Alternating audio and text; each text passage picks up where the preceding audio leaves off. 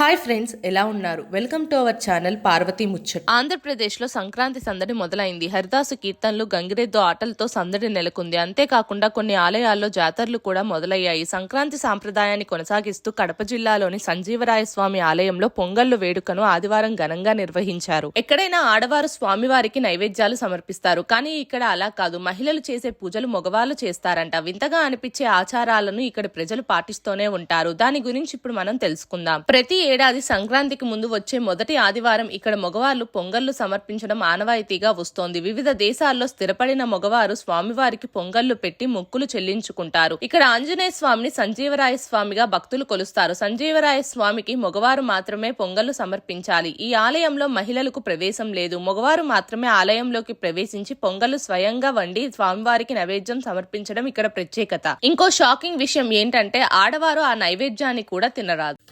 మా వీడియోస్ కనుక మీకు నచ్చినట్టయితే మా ఛానల్ని లైక్ చేయండి, షేర్ చేయండి, అలాగే సబ్స్క్రైబ్ చేసుకోవడం మాత్రం అస్సలు మర్చిపోకండి. మరిన్ని ఇలాంటి వీడియోస్ కోసం మా ఛానల్ని ఫాలో అవ్వండి.